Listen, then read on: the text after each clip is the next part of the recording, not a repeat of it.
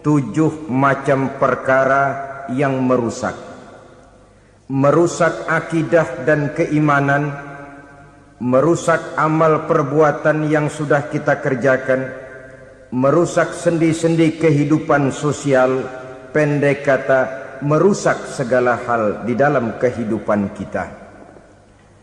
Jauhilah olehmu 7 macam perkara yang merusak. Yang pertama, asyirku billah, menyekutukan Allah subhanahu wa ta'ala. Agama dimulai dari keyakinan, maka kehancuran agama selalu dimulai dari kehancuran keyakinan, iman atau akidah yang dimiliki oleh seseorang.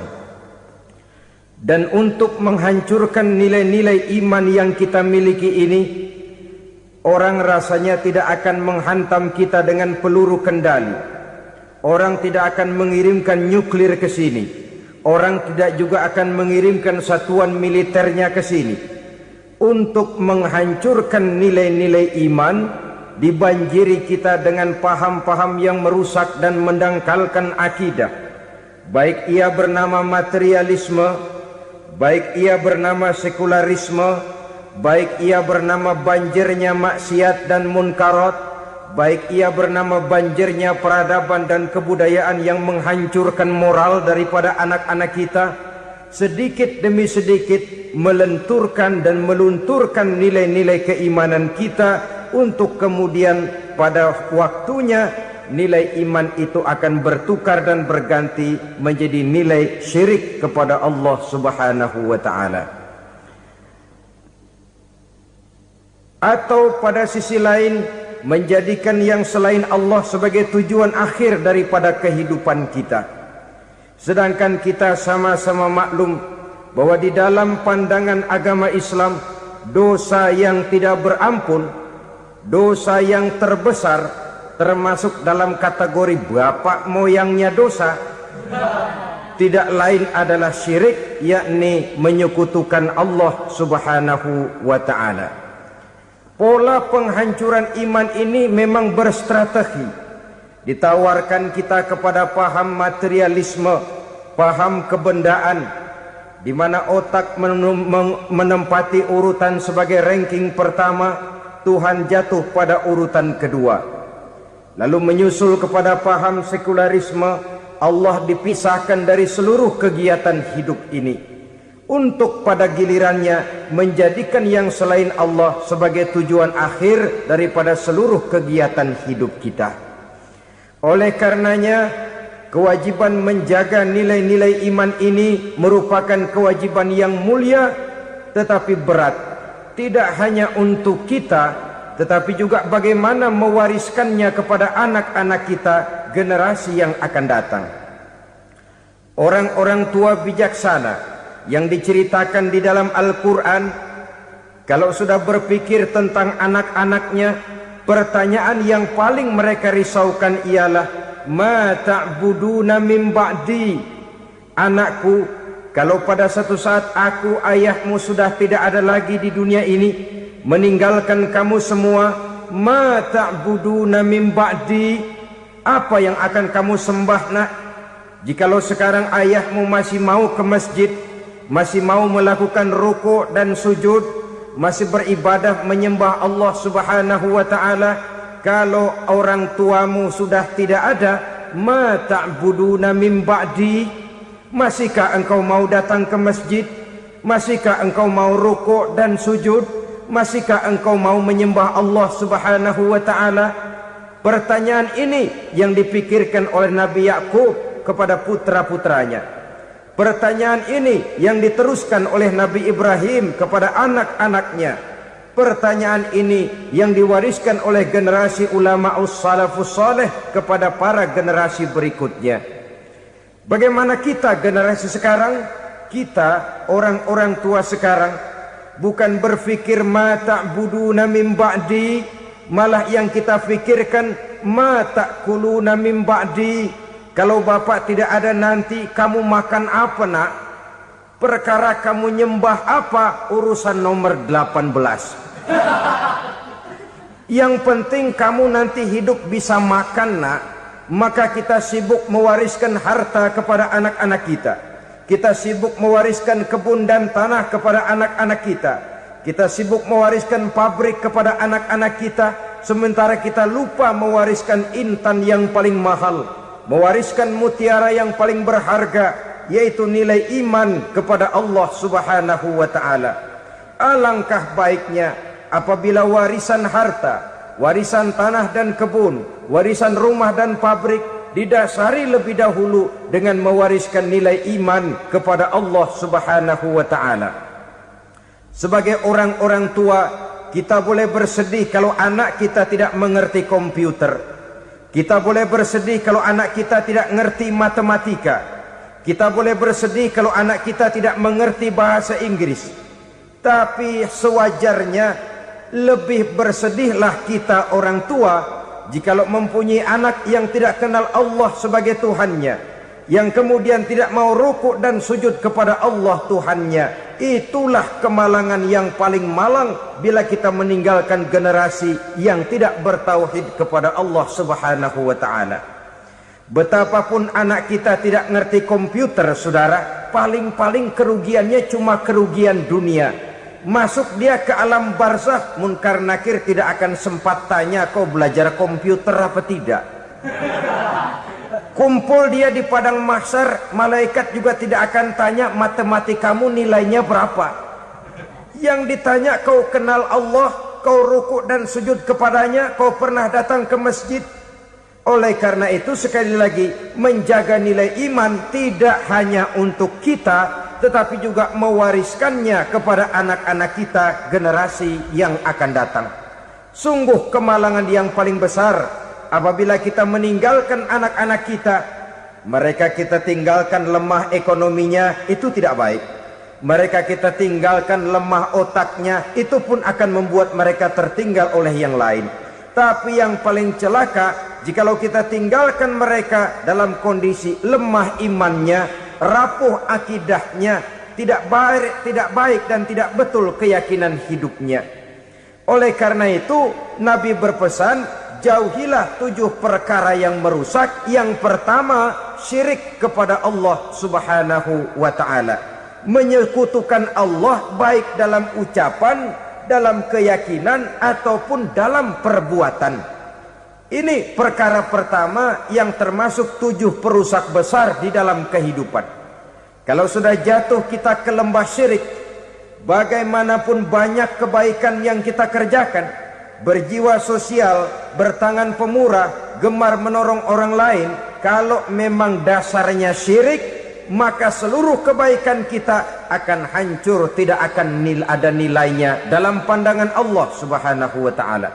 Dalam pandangan manusia, mungkin kita dicatat sebagai orang sosial, gemar menolong orang lain, tidak berpangku tangan melihat orang yang mendapat kesulitan. Tapi oleh karena dasarnya syirik, dasarnya tidak mentauhidkan Allah, maka seluruh nilai kebaikan yang kita kerjakan tidak akan ada nilainya dalam pandangan Allah Subhanahu wa ta'ala.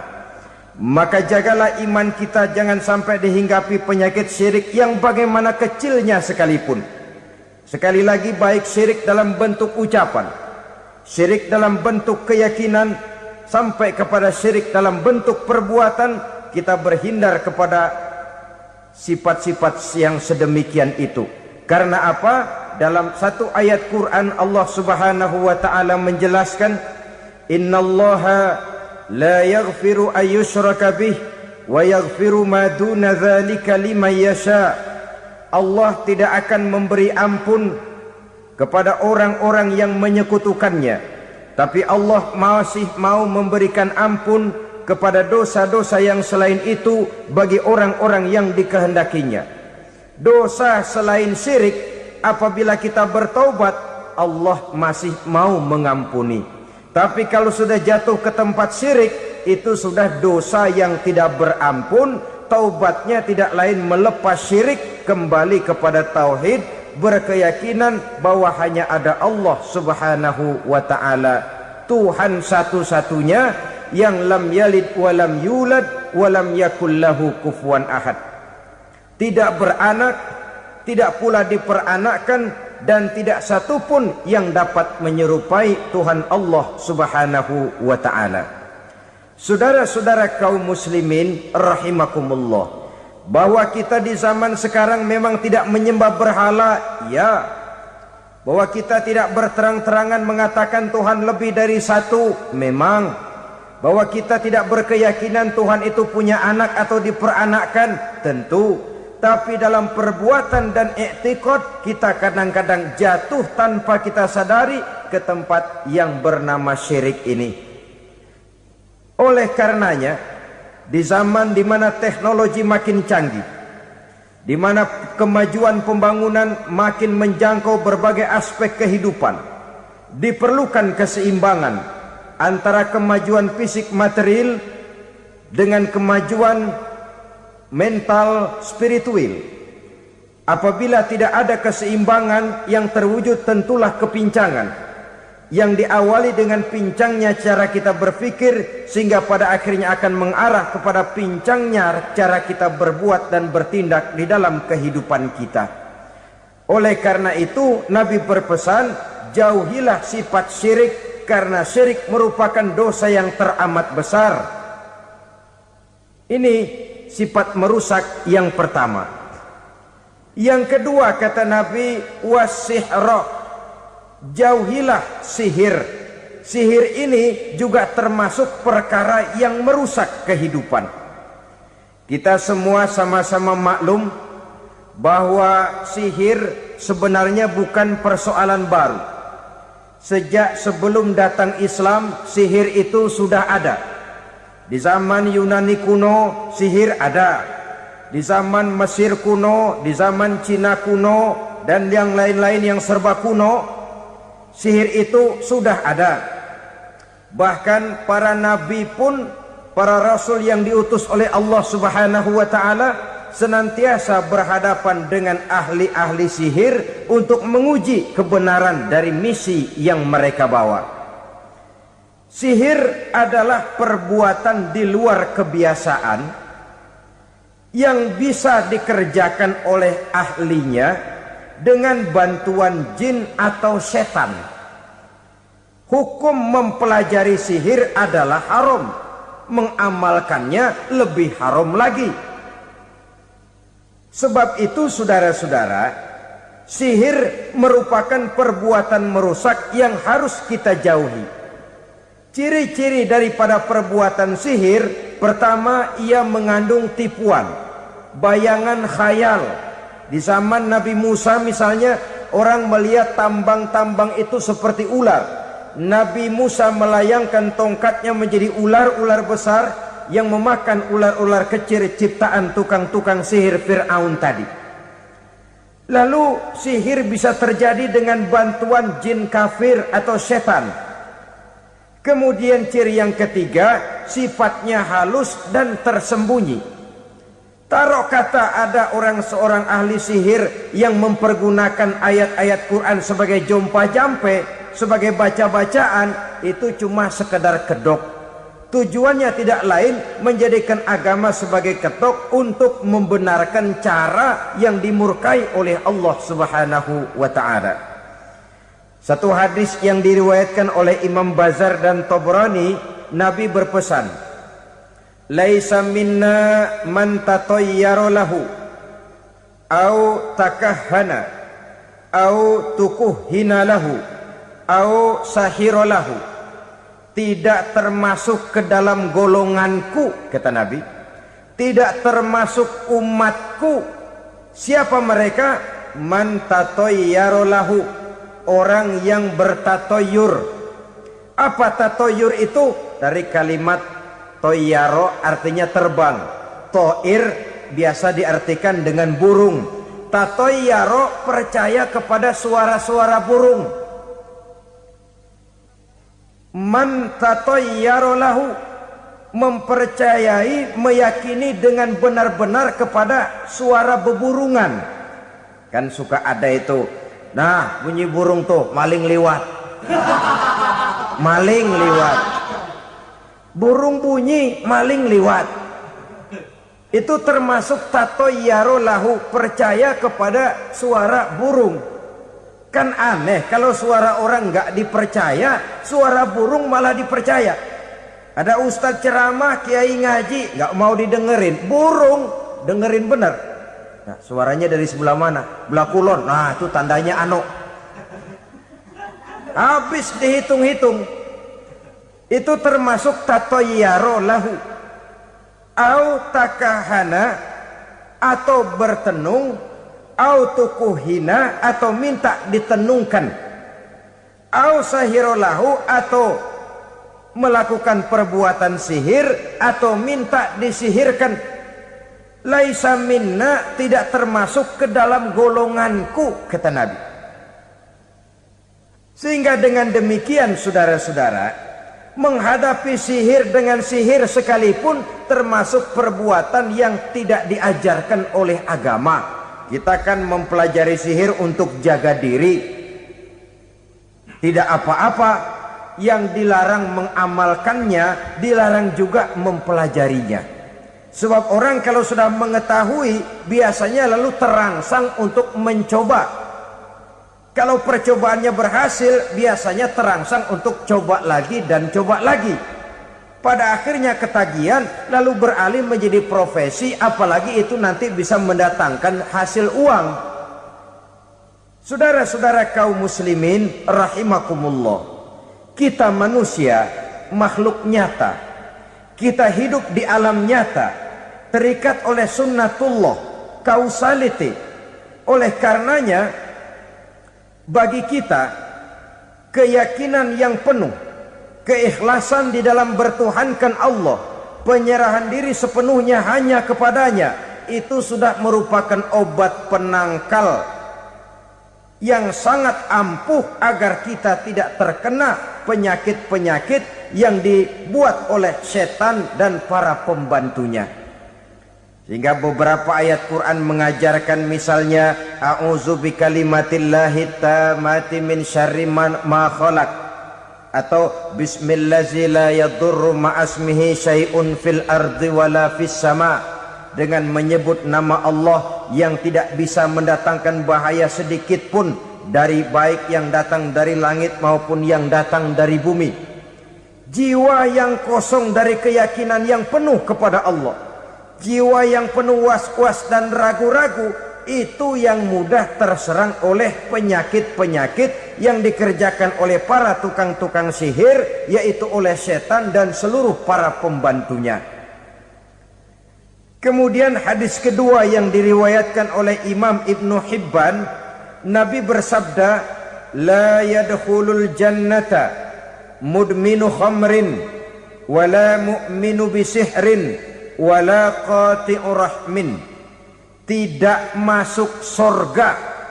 Ini Nabi yang bilang, tidak masuk surga. Siapa itu? Pertama, mudminu khamrin, orang yang berkekalan dalam mabuk. Selalu mudminun itu sudah menjadi perbuatan rutinnya, tidak kapok-kapoknya, teler seumur hidup. Mudminu khamrin, tidak masuk surga orang yang selalu bermabuk-mabukan. Yang kedua, wala mu'minu bisihrin, orang mukmin tapi main sihir. Ini juga oleh Nabi diperingatkan, tidak akan masuk surga orang mukmin tapi suka main sihir. Wala qati'u rahmin, dan tidak juga orang yang memutuskan silaturahmi.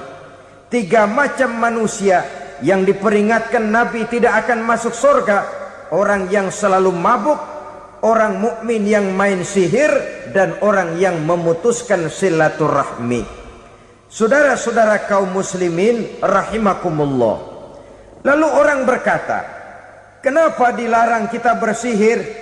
Padahal Rasul sendiri kan punya mukjizat. Nah, kita memang harus membedakan antara mukjizat dengan sihir.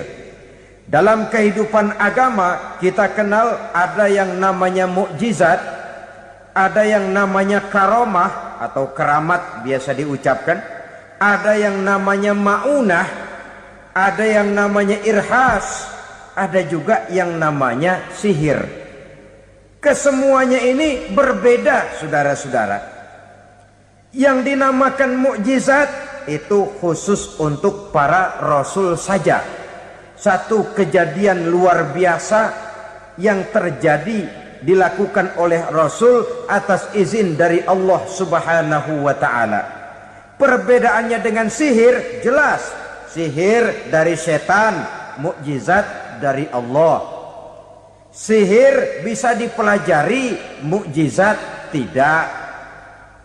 Sihir umumnya untuk maksud-maksud yang tidak baik, sedangkan mukjizat untuk memperkuat kebenaran yang disampaikan oleh para rasul dan ditentang oleh umatnya.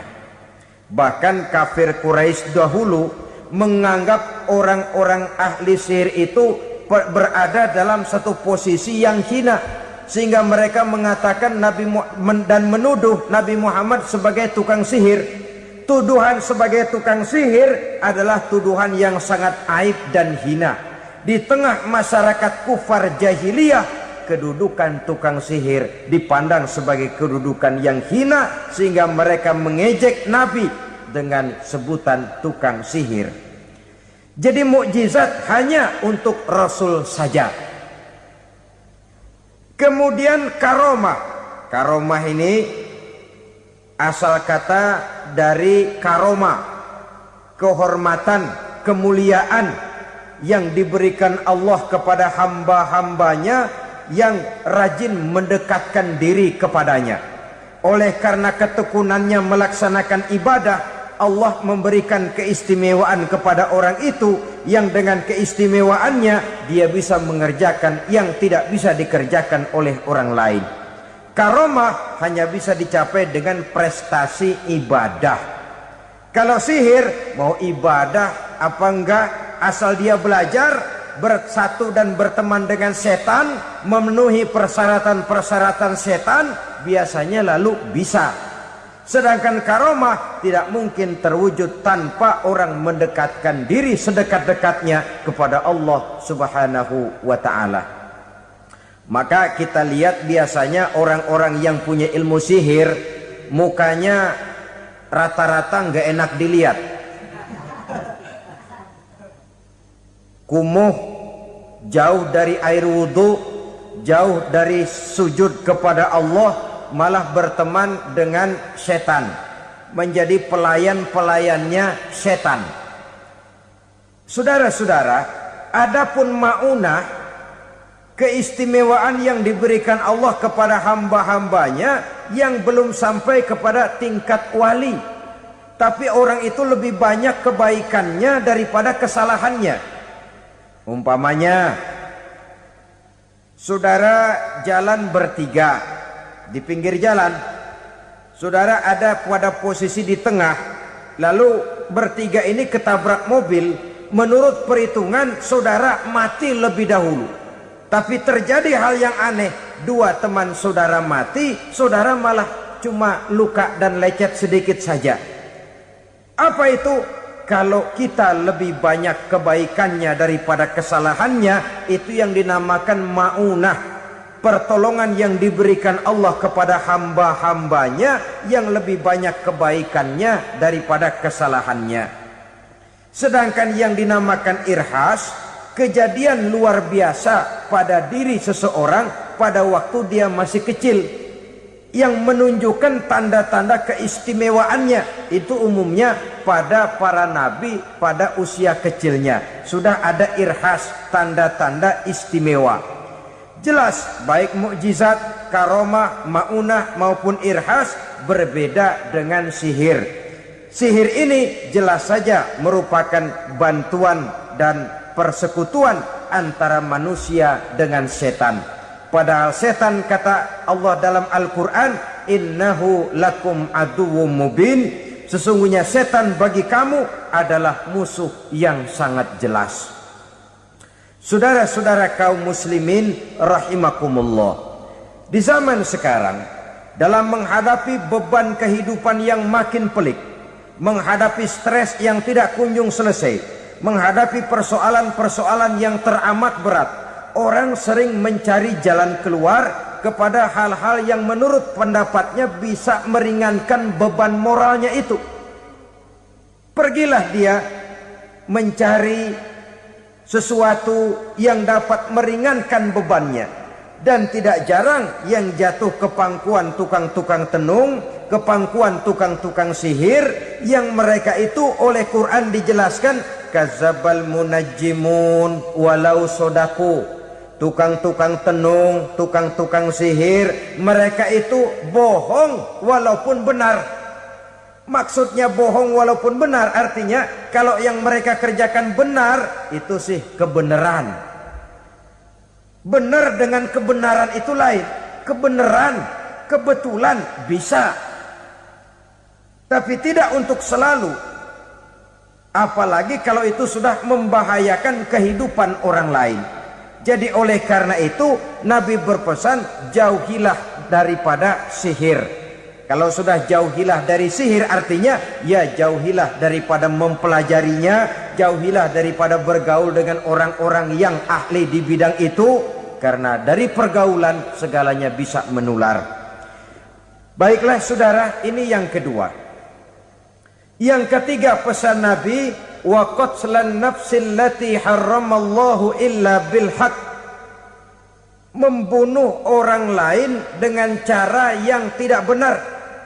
Membunuh orang yang diharamkan oleh Allah Subhanahu wa taala untuk melakukannya kecuali dengan alasan yang benar.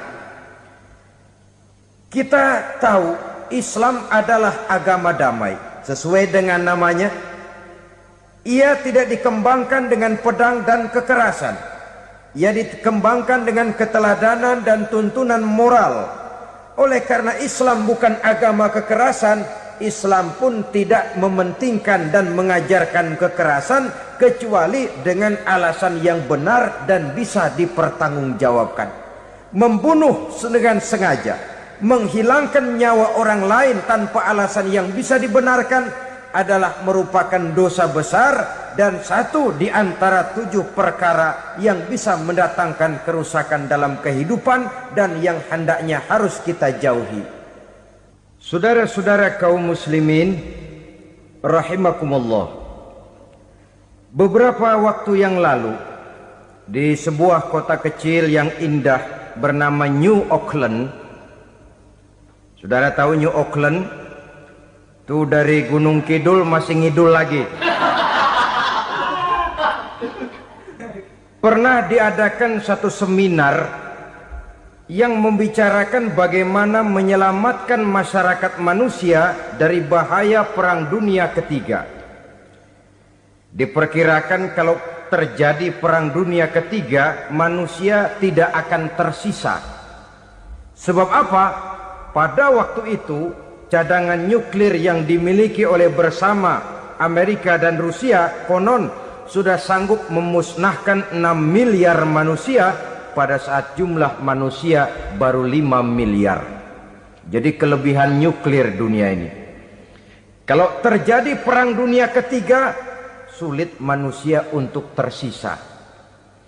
Maka dibahaslah di dalam seminar itu, wah, supaya tidak terjadi Perang Dunia Ketiga, maka perlombaan membuat senjata-senjata canggih, alat-alat pembunuh modern harus segera dibatasi. Dibahas, tidak mungkin kita membatasi perlombaan membuat senjata. Kenapa? Makin maju ilmu dan teknologi, makin canggih senjata yang ditemukan. Atom sudah meningkat menjadi nuklir, nuklir sudah meningkat menjadi neutron, dan kita tahu bom yang bernama neutron ini bom yang cukup membunuh tanpa perlu merusak. Artinya kalau dia diledakkan di kota kita ini, bangunan utuh, jembatan tidak ambruk, rumah-rumah tetap berdiri, tapi semua yang bernama hidup mati. Itu katanya lebih sopan dari bom atom. Sebab kalau si atom ini sudah membunuh, merusak pula. Neutron cukup membunuh saja tanpa perlu merusak. Jadi majunya senjata-senjata teknologi sebagai akibat yang logis dari kemajuan ilmu pengetahuan ini tidak bisa kita batasi. Dan memang sebenarnya yang bahaya bukan senjatanya, tapi manusia yang mengendalikan senjata itu. Mereka kembali kepada prinsip the man behind the gun.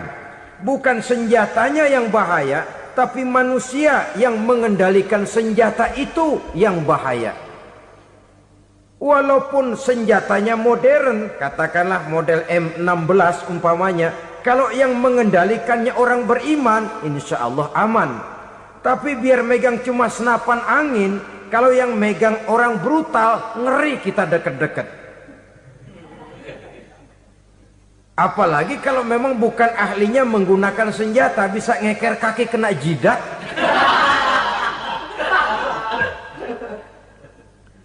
Mereka kembali kepada prinsip lama yang tetap baru. Bukan senjatanya yang harus dibatasi, manusia yang mengendalikan senjata itu yang perlu dibicarakan. Nah, kalau begitu, agar manusia tidak mempergunakan senjata sewenang-wenang, apa yang harus kita lakukan? Ya, manusianya harus bermoral. Ya, tapi moral yang mana? Di dunia ini banyak ajaran tentang moral. Itu pun mudah saja. Di sini kan kita undang saja ahli dari berbagai agama untuk membicarakan konsep perdamaian menurut agamanya masing-masing. Baik, setuju itu? Setuju. Maka tampillah para ahli agama, mereka kembali kepada prinsip moral daripada konsep yang terkandung di dalam ajaran agama untuk menegakkan perdamaian.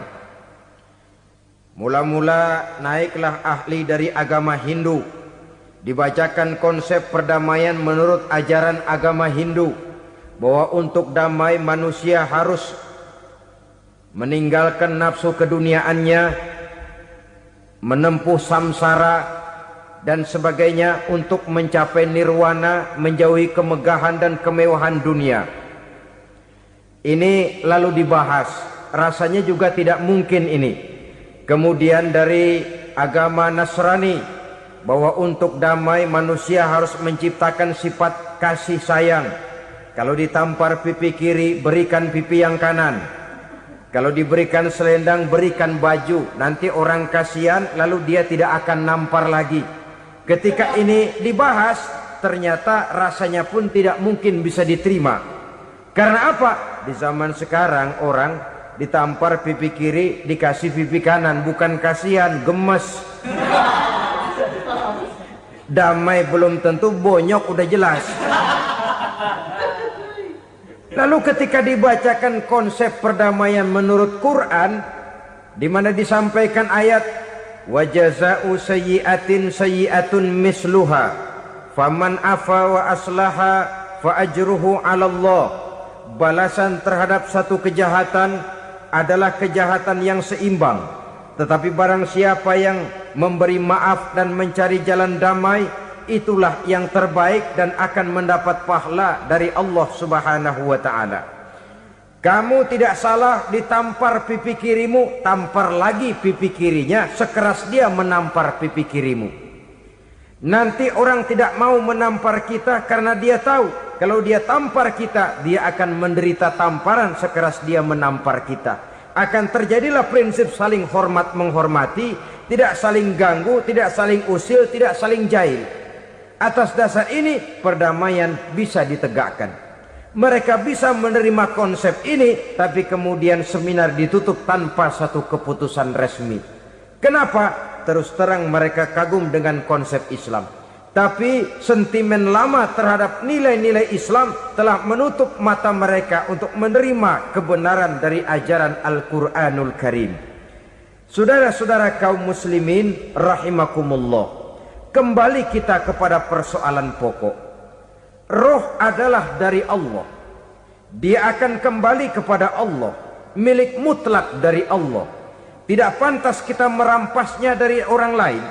Tidak wajar kita menghilangkannya tanpa alasan yang dibenarkan oleh agama. Di zaman sekarang akibat persaingan hidup yang makin tajam, lapangan kerja yang makin sulit, tensi ekonomi yang makin tinggi, atau karena nilai moral yang makin rendah, atau juga karena rapuhnya pegangan orang kepada agama, nyawa rasanya sudah sedemikian murahnya. Berbagai kasus membuat berdiri bulu roma kita. Ada mayit, ada manusia dipotong 6, dicincang macam kambing. Ada yang dipotong 5, ada yang dipotong 13, dikardusin, dibuang ke tempat sampah. Inna lillahi wa inna ilaihi raji'un. Gejala apa ini? Kanibalisme. Manusia sudah demikian sadisnya, manusia sudah sedemikian buasnya, sehingga sesama manusia diperlakukan seperti hewan. Padahal hewan sendiri belum pernah macan makan macan, bagaimanapun buasnya macan. Belum pernah serigala memakan serigala, bagaimanapun brutalnya serigala. Tetapi manusia makan manusia di zaman sekarang kadang jadi kenyataan dalam kehidupan kita. Kadang persoalannya remeh saja. Soal uang 200 perak, pisau bicara, nyawa melayang. Soal rokok sebatang, celurit bicara, nyawa melayang. Soal-soal yang sama sekali tidak prinsip, begitu mudah kita menghilangkan nyawa orang lain. Padahal Nabi pernah memperingatkan, apabila 2 orang muslim sudah berkelahi dan berbunuh-bunuhan, al-qatil wal maktul finnar, yang membunuh dan yang terbunuh dua-duanya neraka. Sahabat heran, ya Rasul, kalau yang terbunuh, kalau yang membunuh masuk neraka itu sih wajar, tapi yang terbunuh kenapa neraka juga? Beliau menjawab, dua-duanya sudah punya niat untuk saling membunuh. Niatnya itu yang diponten. Yang terbunuh cuman lagi apes aja, keduluan dia. Umpama tidak terbunuh, pasti dia yang akan membunuh. Oleh karenanya al-qatil wal maktul, yang membunuh dan yang dibunuh finnar, dua-duanya masuk ke dalam neraka. Islam menghormati kehidupan, tidak hanya terbatas kepada sesama muslim, orang-orang yang berlainan agama pun yang mau hidup berukun, damai, berdampingan dengan umat Islam, jiwa mereka, darah mereka dilindungi oleh nilai-nilai Islam yang disebut dengan kafir zimmi ini. Mengganggu mereka sama saja dengan mengganggu aku, kata Nabi. Jadi oleh karena itu, sayangilah sesama. Kehidupan adalah anugerah Allah, bukan wewenang kita untuk mencabutnya dari orang lain, bukan wewenang kita untuk merampas dan menghilangkannya dari orang lain. Apa yang tidak enak terjadi pada diri kita, begitu pula lah apabila terjadi pada diri orang lain. Sehingga Nabi mengatakan, la yu'minu ahadukum hatta yuhibba li akhihi ma yuhibbu li nafsihi.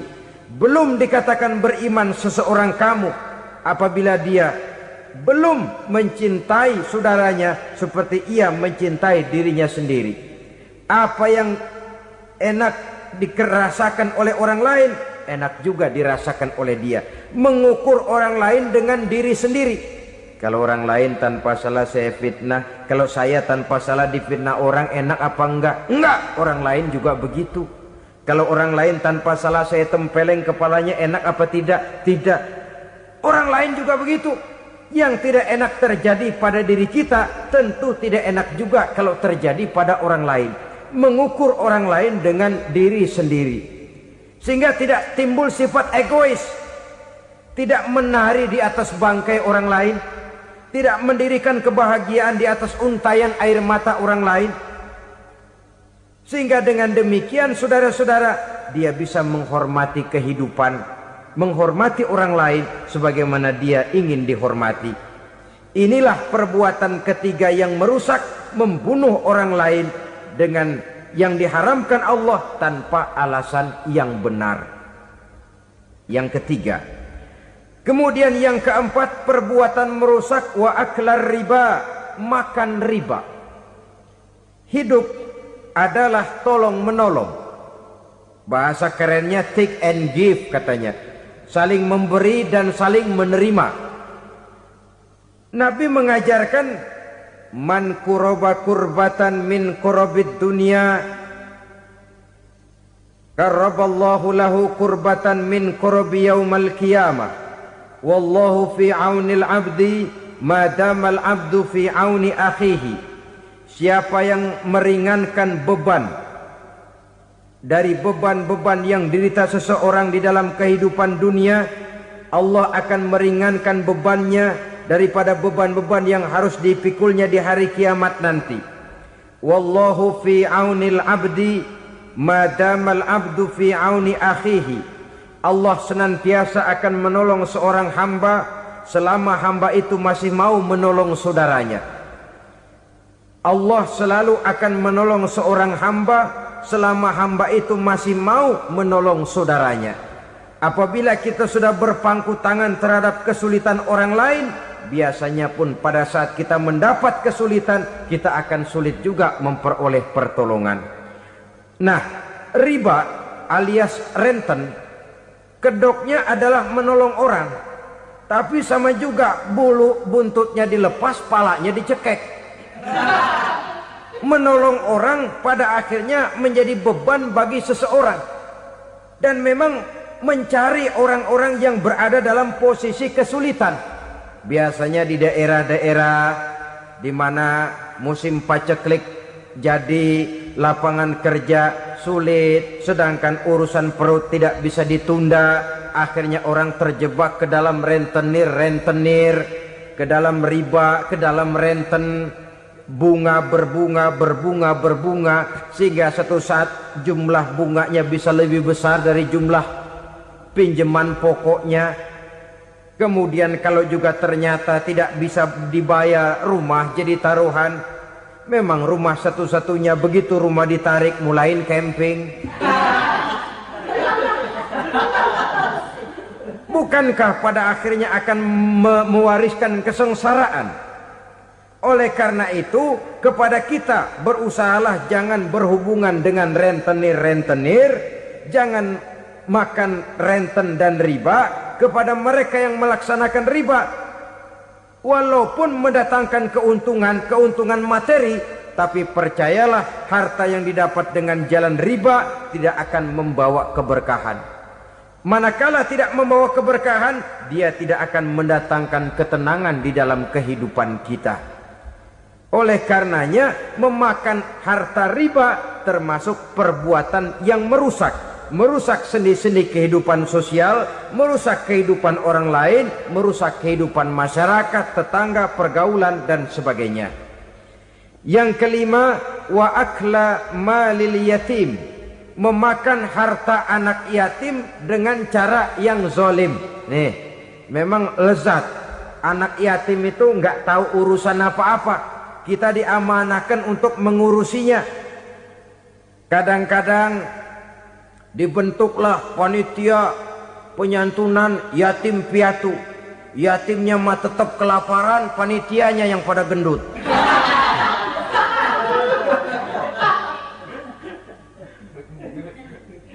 Padahal memakan harta anak yatim termasuk perbuatan dosa besar.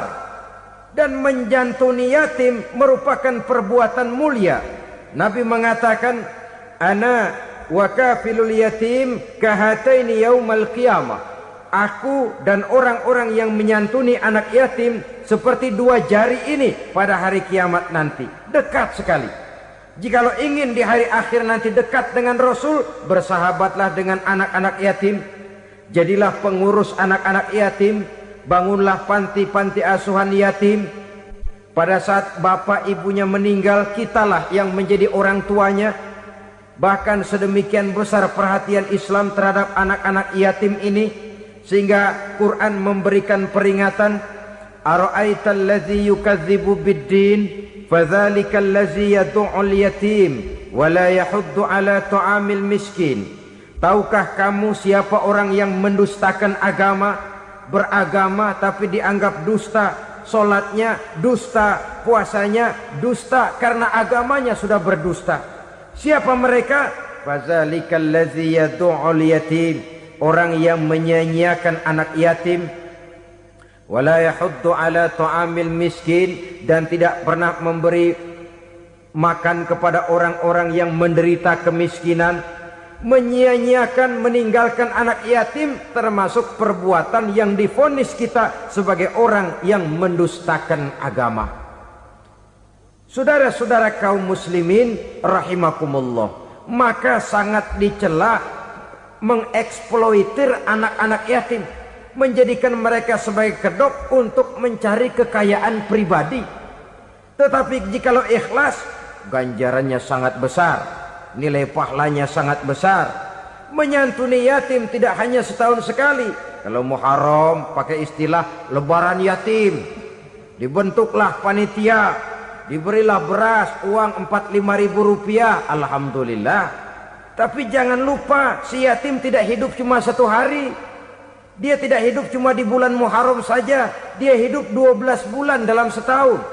Sebagaimana anak-anak yang lain, dia juga berhak punya masa depan. Dia juga berhak menikmati bangku sekolah. Dia berhak mengenyam arti dan makna pendidikan. Dia berhak membekali diri dengan ilmu dan pengetahuan seperti halnya anak-anak yang lain. Maka kita yang diberikan keluasan oleh Allah, ingatlah itu, bersahabatlah dengan anak-anak yatim, santuni mereka. Perkara setahun sekali di bulan Muharram, alhamdulillah, itu bagus, bin Thayyib alias baik. Tapi tentu dan tentu sekali lagi, si yatim tidak hanya hidup di bulan Muharram. Dia hidup 12 bulan dalam setahun, 24 jam dan di dalam sehari.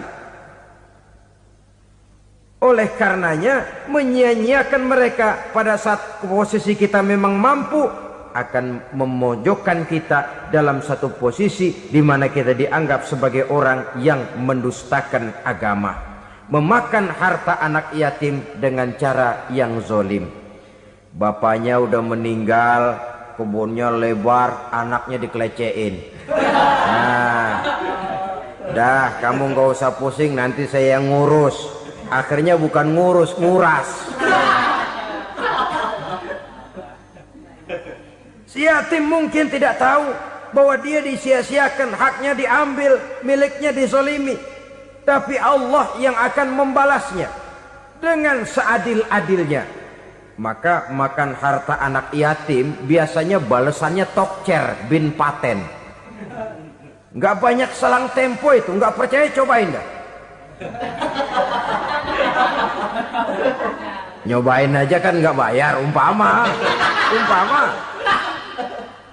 Memakan harta anak yatim dengan cara yang zolim, ganjarannya biasanya kontan. Kenapa? Ratapan si miskin, untayan air matanya, jeritan kepedihan hatinya, membuka pintu langit, permohonannya diijabah, getaran hatinya didengarkan oleh Allah. Maka balasannya biasanya kontan, spontan, tidak menunggu waktu terlalu lama. Itu di dunia, belum lagi di akhirat nanti. Bukankah dalam riwayat Mi'raj diceritakan Nabi melihat di neraka itu orang perutnya sebesar rumah.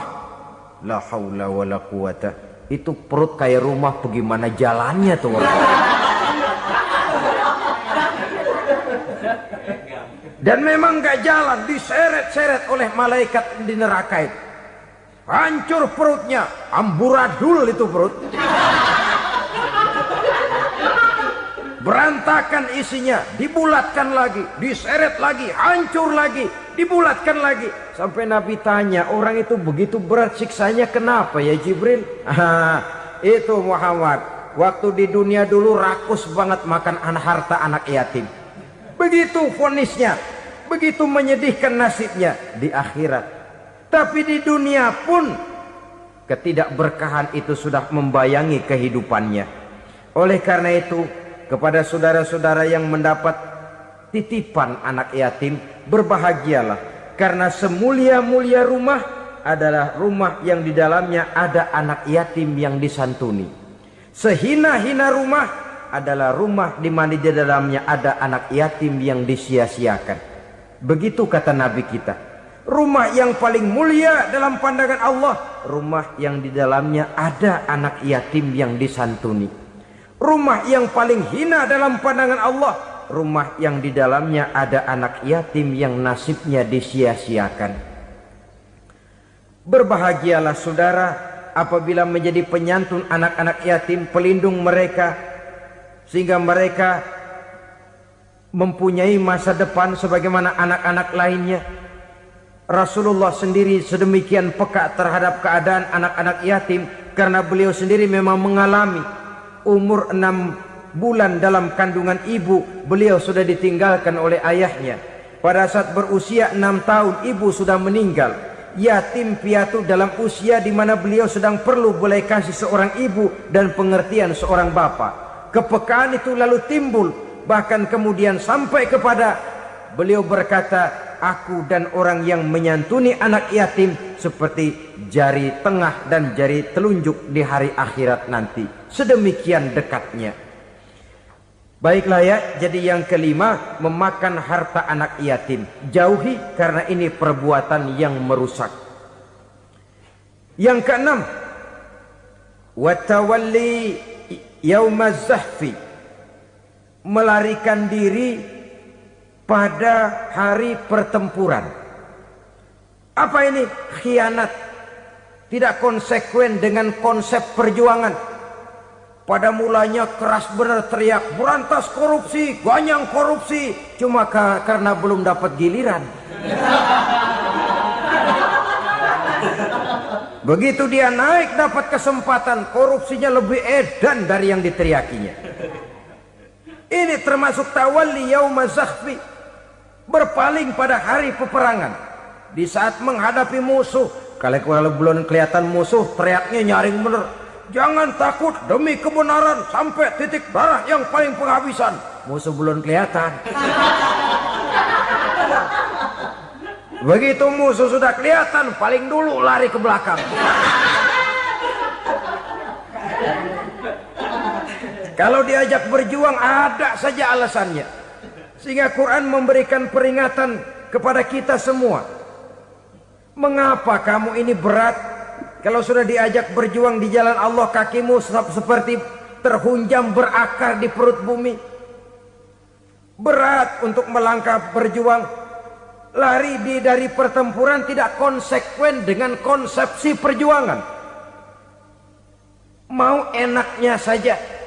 Dalam kondisi yang sulit lalu berpangku tangan. Ini termasuk ciri munafik yang di dalam Al-Quran disindir dengan bahasa kullama adha'a lahum masyaufi wa iza azlama alaihim qamu. Waktu terang mereka jalan, giliran gelap mereka mandek. Artinya, maksudnya kalau giliran ada untungnya aja rame-rame teriak Islam. Tapi begitu diminta berjuang, dituntut berkorban, rame-rame mundur. Waktu dilihat di Islam ada untungnya, rame-rame teriak Islam. Pak, saya Islam banget, Pak. KTP saya Islam, Pak. Pokoknya Islam banget dah. Tapi ketika diminta berjuang, dituntut sedikit berkorban, rame-rame mengundurkan diri. Tahun 65 PKI berontak. Waduh, waktu itu jadi orang Islam untung itu. Nggak dikejar-kejar, aman. Masjid rame, mobil-mobil mewah parkir di depan musola dan masjid. Kenapa? Waktu itu asal udah ke masjid aman. Islam selamat, untung. Tapi begitu keadaan aman, yang parkir di musola sepeda butut melulu.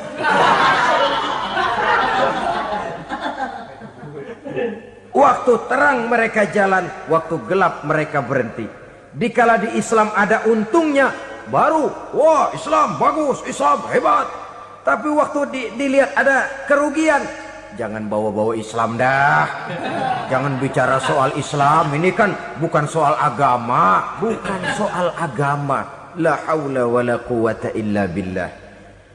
Beragama kita ambil talfik fid din, mengambil yang enteng-enteng saja dalam urusan beragama ini. Tidak konsekuen kita dengan Islam kita.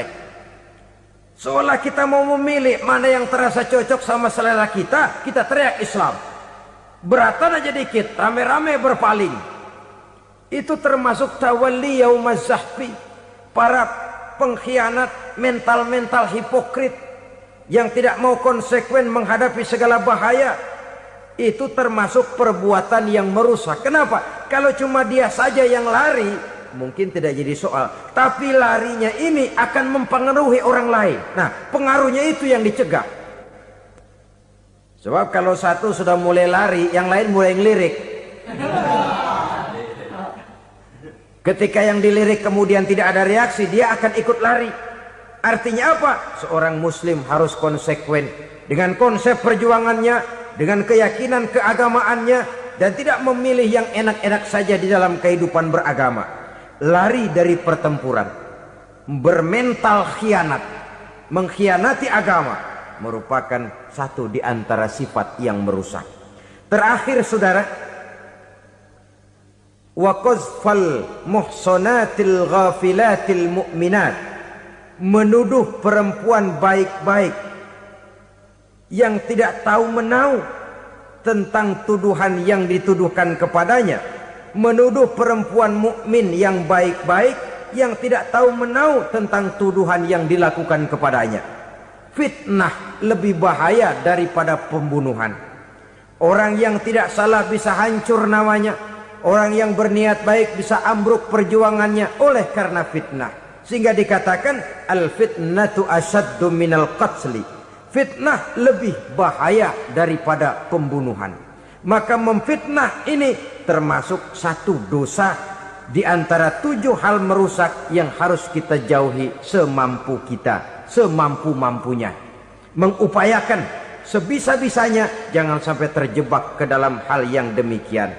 Nah, saudara-saudara, inilah saja pertemuan kali ini. Mudah-mudahan ada manfaatnya. Semoga Allah memberikan kekuatan zahir dan batin kepada kita untuk bisa menjauhi 7 perkara yang merusak ini. Selalu berusaha menyimpan sesuatu yang bisa membawa manfaat, baik untuk dirinya, untuk anak cucunya, maupun untuk keluarganya, untuk masa kini dan masa depannya. Kadang simpanan itu berbentuk uang, kadang berupa tanah, lain saat berbentuk pabrik, dan lain sebagainya. Sementara masa depan yang paling pasti adalah akhirat.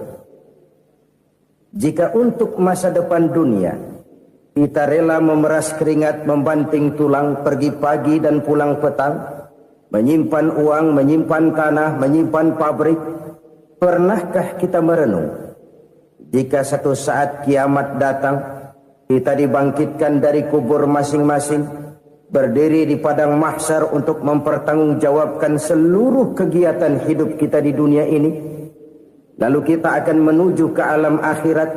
Sudahkah kita mempunyai simpanan untuk akhirat kita?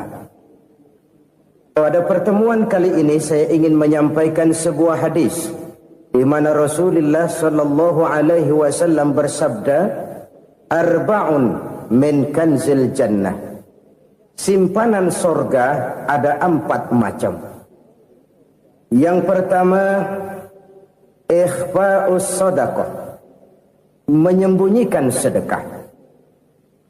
Saudara-saudara kaum muslimin, sebagaimana yang kita maklum bahwa Allah Subhanahu wa taala melebihkan sebagian rezeki dari kita terhadap yang lain. Ada yang kaya, ada yang setengah kaya, ada yang miskin, ada yang setengah miskin, dan selanjutnya.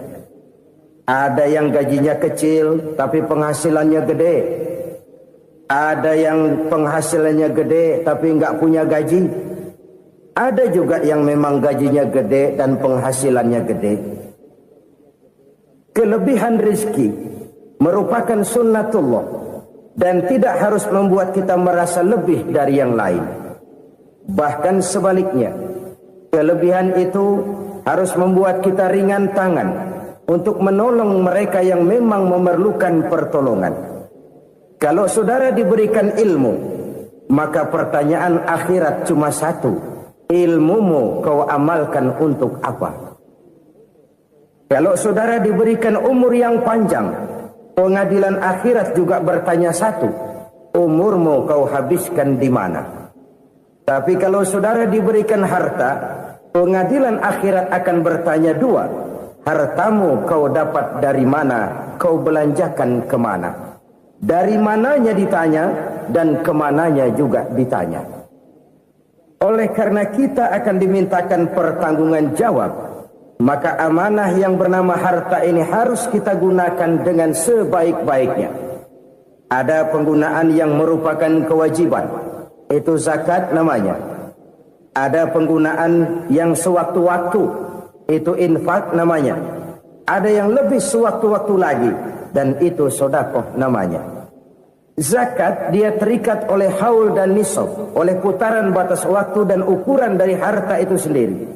Sedangkan infak terikat oleh situasi dan kondisi perekonomian seseorang. Sedangkan sedekah tidak terikat dengan apapun. Dalam kondisi seperti apapun kita bisa melakukan sedekah dengan yang terkecil sekalipun. Sampai-sampai Rasulullah sallallahu alaihi wasallam mengajarkan, la tahqiranna minal ma'rufi syai'an walau an talqa akhaka biwajhin talik. Atau ada hadis, tabassumuka fi wajhi akhika laka sedekah. Senyumanmu kepada temanmu adalah sedekah. Jadi untuk melakukan sedekah tidak harus dalam berbentuk uang. Dengan ilmu kita bisa sedekah, dengan tenaga kita bisa bersedekah, dengan pikiran kita bisa bersedekah, bahkan senyum kepada teman itu pun sedekah. Jadi kalau sedekah dengan uang memang belum punya uang, nyengir aja banyakin. Itu asal pada tempatnya, jangan lalu ketemu tiang listrik cengengesan. Tentu tidak pada tempatnya dan tidak wajar. Nah, sedekah yang paling dicintai Allah adalah sedekah yang disembunyikan. Artinya jauh dari sifat riya. Kan kadang-kadang ada orang sedekah itu disebutkan namanya. Apa tidak bagus? Kalau memang niatnya ikhlas, ya bagus-bagus saja. Untuk memberikan sugesti kepada yang lain. Di Fulan bin Fulan nyumbang sekian, diumumkan. Boleh kalau niatnya untuk memberikan rangsangan kepada yang lain supaya dia menyumbang lebih besar dari orang tadi. Tapi kalau itu mendatangkan riya, maka sedekah yang paling dicintai Allah adalah sedekah yang disembunyikan. Tangan kiri saja tidak tahu apa yang diberikan oleh tangan kanan. Sedekah yang dilakukan dengan ikhlas akan merupakan perbendaharaan surga, tersembunyi dari pandangan orang lain, tidak seorang pun tahu. Karena memang sikap yang baik adalah melupakan kebaikan dan mengingat kesalahan. Itu salah satu ciri orang bahagia. Orang yang selalu mengingat kesalahannya dan berusaha melupakan segala kebaikannya. Kalau dia akan berada kebaikan, dia tidak bisa ikut, dia merasa rugi karena dia merasa belum pernah berbuat baik. Tapi kalau akan melakukan kesalahan baru, dia ingat kesalahan yang sudah-sudah, sehingga terhalang baginya untuk melakukan satu kesalahan baru. Demikianlah saudara-saudara, bahwa Allah melebihkan rizki sebagian kita dari yang lain, agar terjadi tolong-menolong dalam kehidupan ini. Jadi kesenjangan yang nature, kesenjangan yang alami, itu sunnatullah. Ada yang kaya, ada yang miskin, ada yang kelas menengah. Nah, kenapa lalu sekarang kita berusaha mengentaskan kemiskinan? Oleh karena adanya kesenjangan struktural. Kalau yang kaya bisa semakin kaya, kenapa yang miskin tidak bisa naik jadi ikut sedikit kaya? Sebab pada dasarnya Islam adalah agama yang sejak turunnya sudah berupaya memerangi kemiskinan. Bahkan dikatakan kemiskinan itu mendekatkan kepada kekufuran. Orang kalau miskin udah dekat banget sama kafir. Gampang menjadi kafir. Berapa banyak saudara-saudara kita yang oleh karena soal perut, oleh karena soal materi, terpaksa meninggalkan dan menanggalkan akidahnya. Menjual petunjuk yang diberikan Allah dengan kesenangan dunia yang cuma sebentar ini. Na'udzubillah, thumma na'udzubillah. Jadi makin kita sembunyikan satu sedekah, semakin banyak perbendaharaan kita di surga. Sedekah yang paling dicintai Allah adalah sedekah yang disembunyikan. Malahan ada seorang sufi Dia punya kebiasaan kalau pergi sholat Jumat dia bawa uang. Itu uang dia taruh di bawah tikar masjid. Dia niat sedekah kepada siapa saja yang nemuin itu duit. Maksudnya apa? Supaya yang nemuin nggak tahu siapa yang punya duit. Demikian dia saking ingin menyembunyikan sedekahnya. Karena sifat ria itu bisa memakan amal kita sendiri. Ria itu termasuk menyebut-nyebut kebaikan kita. Orang yang suka nepuk dada. Sedikit-sedikit ngitungnya kalau enggak gua. Oh, kalau enggak gua tuh. Tuh yang belas itu kalau enggak gua, kalau enggak gua. Iya, kalau enggak lu kenapa emang? Orang yang suka menepuk jasa. Terus biasanya memang begitu, saudara-saudara. Kalau perang lagi berkecamuk, orang nggak sempat ngaku jadi pahlawan. Tapi begitu perang selesai, yang kagak kenal bedil ngaku pahlawan, mas. Itu sesuatu yang biasa. Oleh karenanya, orang-orang yang ikhlas dalam bersodako, disembunyikannya sodako itu, Allah cinta betul. Malahan ada hadis memberikan jaminan, inna sodaqatal mar'il muslimi tazidu fil umri wa tadfa'u mitata su'i. Sesungguhnya sedekahnya seorang mukmin tazidu fil umri, bisa menambah umur panjang. Wa tadfa'u mitata su'i, dan menyelamatkan manusia dari mati secara su'ul khatimah. Jadi siapa yang kepengen panjang umur, banyaklah sedekah. Yang bosan hidup, pelit terus. Sedekah menambah panjang umur dan menyelamatkan manusia dari mati secara su'ul khatimah. Pak, katanya umur itu nggak bisa ditambah, nggak bisa dikurangin. Kapan? Kalau ajal sudah datang. Wa idza jaa ajaluhum la yastakhiruna sa'atan wa la yastakdimun. Kalau ajal datang tidak bisa dimajukan, tidak bisa dimundurkan. Itu kalau ajal sudah datang. Tidak bisa lagi umur ditambah dikurangi, sudah datang. Tapi kalau belum datang, itu kan haknya Allah. Mau ditambah, mau dikurangi, hak prerogatif Allah. Sebagai pencipta manusia, Allah maha kuasa dan maha mampu.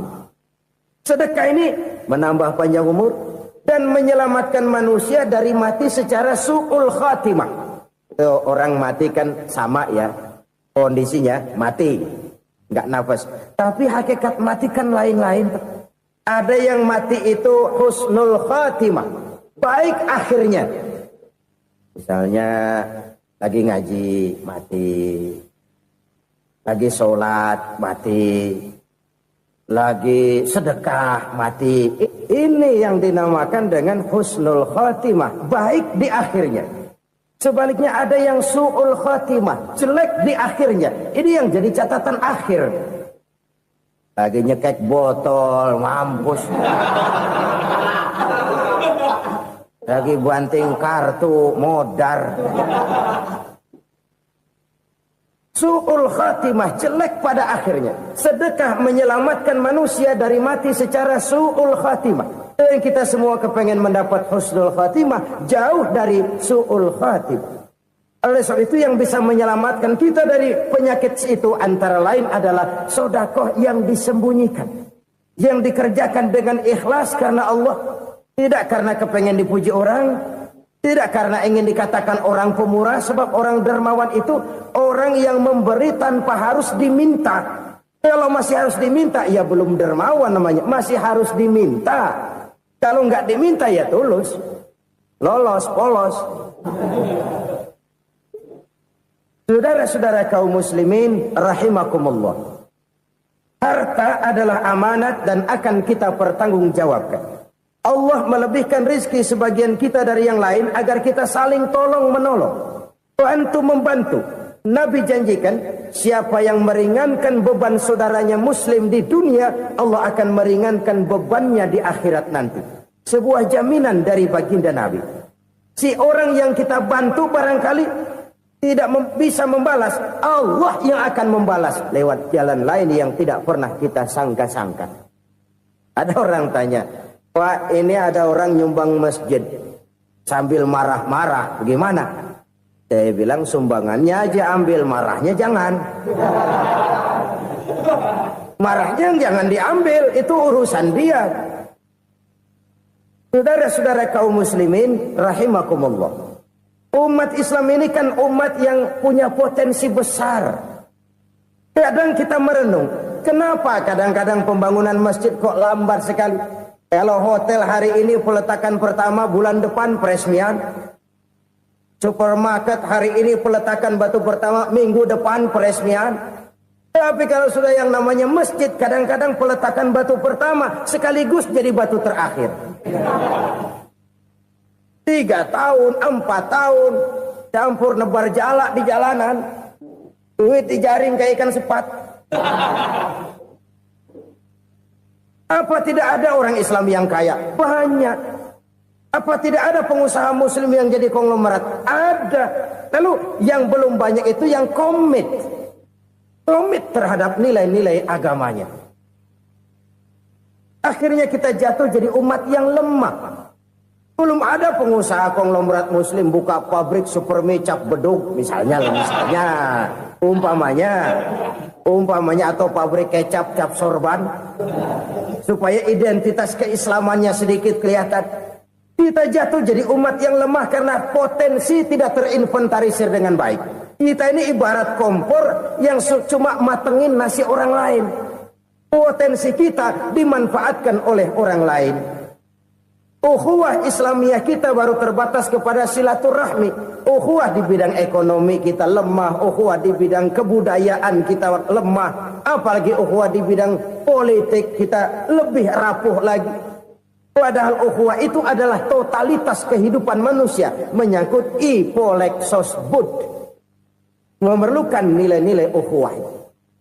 Jadi oleh karena itu mari kita menyadari.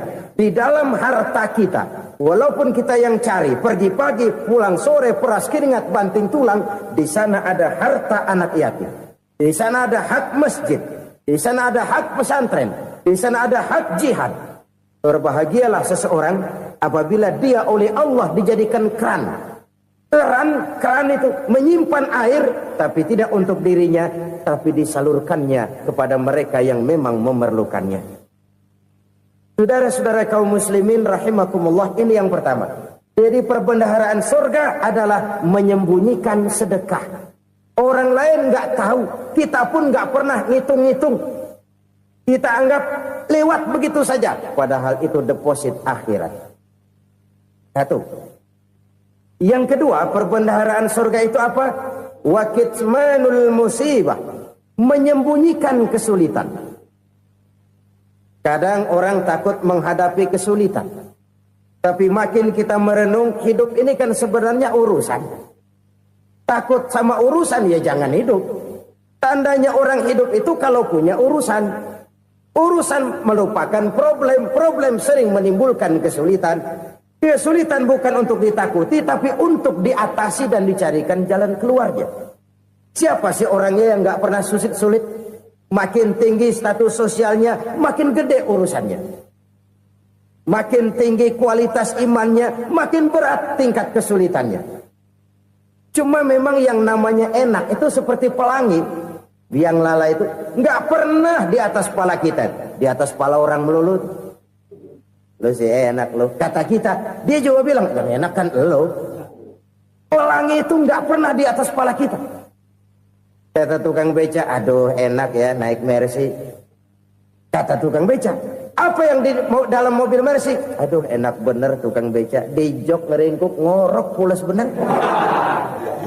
Saya kamar pakai AC, sejuk, tempat tidur sutra, empuk, alga, spring bed, kulak kulik, nggak bisa pulas kalau belum minum Valium, belum tidur. Enak bener tukang beca, di jok ngorok nggak tahu wetan kulon. Dia tukang beca bilang yang di Mercy enak, yang di Mercy bilang tukang beca enak. Inilah enak, nggak pernah di atas kepala kita, di atas kepala orang lain melulu enak itu. Nah, saudara-saudara, yang merupakan perbendaharaan surga itu orang yang bisa menyembunyikan kesulitan. Baik pribadi ataupun rumah tangga. Nih terutama rumah tangga yang jadi soalnya. Kadang-kadang kita ini kalau senang, sebaliknya. Kalau senang kita diam. Kalem aja, cuek. Banyak banget duit kita, bawaan diam aja udah. Malah ketemu orang takut. Tapi begitu susah, sekampung tahu. Padahal Nabi mengajarkan perbendaharaan surga itu menyembunyikan musibah, menyembunyikan kesulitan. Kalau enak, cerita sama orang-orang. Kalau nggak enak, rasain sendiri, tekan sendiri, atasin sendiri. Kita kan sebaliknya. Senang kita diam, asal lagi susah, paling tidak kita nyari teman buat cerita kesusahan. Siapa orangnya yang nggak pernah susah? Cuma soalnya bagaimana kita mengatasi kesusahan itu sendiri. Begitu juga misalnya kalau orang sudah berumah tangga, itu orang tuanya harus menjadi tempat dia cerita yang enak-enak saja. Yang nggak enak rasain berdua, selesaikan berdua, atasin berdua. Jangan dibalik. Asal senang diam, giliran susah saja. Maknya laporan. Terbalik. Bisa menjaga security informasi. Maka nama bayam keluar diam. Malah seluitan. Enak amat lo makan daging ayam.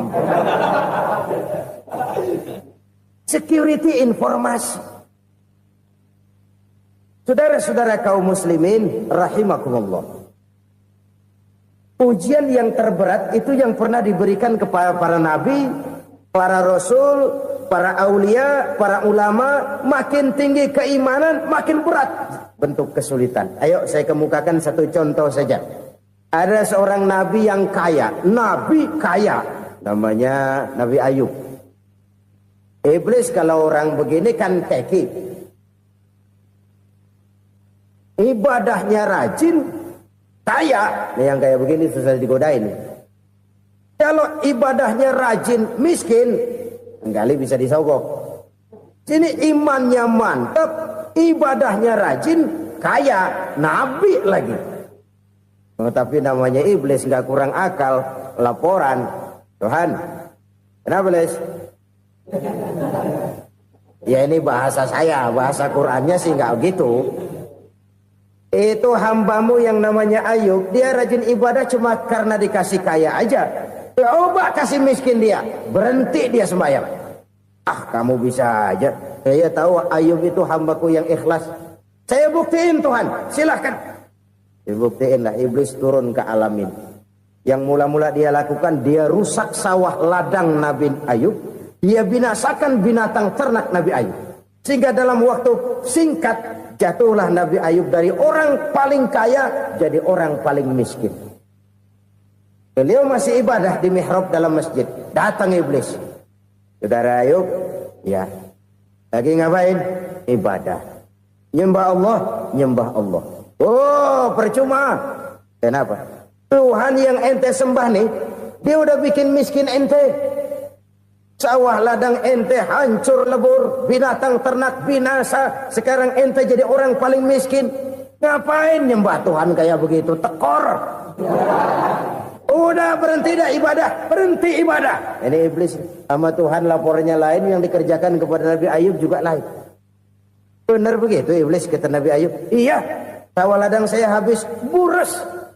Binatang ternak saya binasa, binasa. Saya miskin, bangpak. Apa jawab Nabi Ayub? Bukan innalillahi, ya ini hebat. Alhamdulillahillazi a'tani wa akhza minni. Segala puji bagi Allah yang telah memberikan harta kepada saya dan sekarang mengambilnya lagi. Alhamdulillah. Allah yang ngasih, Allah yang ambil. Itu mah urusan Allah. Iblis cuman ibadah jalan terus, sujud lagi Nabi Ayub. Iblis seleher gondok banget. Dasar Nabi nggak mempan dia apa-apain. Miskin malah alhamdulillah. Allah yang ngasih, Allah yang ngambil. Jadi kalau kita tidak komit, kita tidak terikat kepada kaya, miskin, senang, susah, apa yang bisa bikin kita susah? Jadikan kekayaan, kemiskinan, jadikan senang, susah sebagai anak buah yang bisa kita atur. Jangan kekayaan ngatur kita, jangan kemiskinan ngatur kita. Kita yang harus mengatur mereka. Senang, susah, kaya, miskin, bahagia, sengsara, jadikan itu anak buah yang bisa kita atur. Kalau sekarang kita kaya, lain saat boleh jadi kita miskin, semiskin-miskinnya. Allah yang ngasih, Allah yang ngambil. Tenaga mana yang bisa menghalangi? Ibadah jalan terus. Iblis makin gondok. Dasar nabi loh. Akhirnya apa? Nabi Ayub dikerjain, diberikan penyakit. Demikian fatal penyakitnya. Bayangin. Udah miskin, sakit. Masya Allah. Miskin, sakit. Sakitnya nggak lama, kira-kira 16 tahun. Istrinya 3, 2 mental minta ceraiin. Ngerawatin laki bengek begini. Senang belum tentu, susah udah pasti nih. Cerai aja, cerai dah. Cerai. Tinggal satu Siti Rahmah yang setia menemani beliau. Sesetia-setianya hati perempuan. Satu saat Siti Rahmah bilang, "Bang, iya, abang kan Nabi, Bang. Lalu, namanya Nabi kan doanya jarang meleset, Bang. Maksud kamu minta kenapa sih sama Tuhan biar abang sembuh, baik dah, Bang?" Siti Rahmah, "Iya. Saya sakit berapa tahun sih dah? 16 tahun, Bang. Sebelum ini saya sehat berapa tahun? Ya kira-kira 60 tahun, Bang. Nah, coba ente banding-bandingin, Rahmah. Saya dikasih sehat 60 tahun. Dikasih sakit 16 tahun. Sudah nggak sabar. Mau doa kepada Allah minta sembuh. Saya malu. Malu kepada Allah. Diuji dengan yang luar biasa seperti ini. Tidak mengganggu stabilitas kehambaannya. Dia tetap menghamba kepada Allah subhanahu wa ta'ala. Saudara-saudara kaum muslimin rahimakumullah. Kunci menghadapi kesulitan itu apa? Allah jelaskan dalam satu ayat, wa basyiris sabirin alladzina iza asabathum musibah qalu inna lillahi wa inna ilaihi raji'un. Gembirakan orang-orang yang sabar. Siapa mereka itu? Yang apabila mendapat musibah mereka kembali kepada keyakinan dasar. Segalanya dari Allah dan segalanya akan kembali kepada Allah. Ini konsepsi dasar dari sikap muslim dalam menghadapi berbagai kesulitan. Segalanya dari Allah, segalanya akan kembali kepada Allah. Kalau ini sudah kondisi dasarnya, maka kita akan lapang menghadapi kenyataan bagaimanapun pahitnya. Apakah itu namanya miskin, apakah itu namanya sakit, bahkan maut sekalipun. Maut sekalipun. Segalanya dari Allah, segalanya akan kembali kepada Allah. Ini sikap hidup, bukan sekedar ucapan. Kita kadang-kadang menjadikannya sebagai ucapan. Mulutnya sehingga berhenti, innalillahi wa inna ilaihi raji'un, tapi nangisnya terus gerung-gerungan. Bukan itu, ini kesadaran moral. Kalau segalanya dari Allah, segalanya kembali kepada Allah, kan sebenarnya cuma nunggu giliran. Hari ini saya nyembayangin dia, entah hari apa saya disembayangin orang. Hari ini saya antar dia ke kubur, entah hari apa orang nganterin saya ke kubur. Hari ini saya tahlilkan dia, entah nanti kapan orang tahlilkan saya. Segalanya dari Allah, segalanya akan kembali juga kepada Allah. Oleh sebab itu saudara-saudara, kesulitan bukan untuk ditakuti. Kesulitan justru untuk diatasi, dicarikan jalan keluarnya. Dan tidak ada orang yang tidak pernah mendapat kesulitan. Tidak ada. Semakin tinggi status sosial, semakin tinggi kualitas keimanan, semakin besar juga tingkat kesulitan. Hanya saja bagaimana cara kita mengatasinya. Dan Al-Quran menyatakan, innama al-usri yusra. Di balik kesulitan itu pasti ada kemudahan. Roda itu berputar. Karena itu Rasulullah sallallahu alaihi wasallam mengingatkan kepada kita, ta'arraf ila Allah fir raha ya'rifka fis shiddah. Ingatlah kepada Allah di waktu kamu senang, supaya Allah ingat kepada kamu di waktu kamu susah. Kalau waktu senang kita ingat kepada Allah, kita susah, Allah tidak akan meninggalkan kita. Tapi kalau waktu senang kita jauh dari Allah, sujud tidak sempat, dengan masjid jauh, ketika senang kita lupakan Allah. Nanti begitu kita susah, Allah lupakan kita. Dan itu menyakitkan. Oleh karena itu orang-orang tua kita dulu bilang, kalau lagi sehat ingat-ingat lu bakal sakit nanti. Kalau lagi kaya ingat-ingat satu saat kita bakal jatuh miskin. Bahkan kalau lagi muda, ingat-ingat kita bakal tua. Dan yang terpenting, kalau lagi hidup, ingat-ingat kita bakal mati. Saudara-saudara kaum muslimin rahimakumullah. Jadi yang kedua yang merupakan perbendaharaan surga, menyembunyikan musibah. Saudara-saudara kaum muslimin rahimakumullah. Hal ketiga yang merupakan perbendaharaan surga adalah wasilatur rahmi. Orang yang suka bersilaturahmi. Sebagaimana yang kita maklum bahwa manusia adalah makhluk yang disebut zon politika. Makhluk sosial yang tidak mungkin hidup sendiri-sendiri. Betapa dan siapapun kita memerlukan orang lain.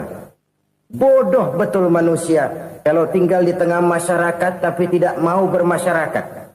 Merasa hebat sendiri, pintar sendiri, gagah sendiri, kaya sendiri. Mungkin kalau mati juga ngubur sendiri. Jangankan kita di sini, di sorga saja Nabi Adam waktu sendirian bengong melulu, mondar mandir. Allah tegur dam sepi dam. Ya ini kalau bahasa saya. Iya Tuhan, sepi ini nggak ada coret-corekan pisan ini. Diciptakan Siti Hawa, baru anteng Nabi Adam. Itu di surga. Cobalah. Umpamanya saudara tinggal di Jakarta nih. Kayak bener. Apaan aja di Jakarta punya saudara dah. Pembuatan Semanggi ambil.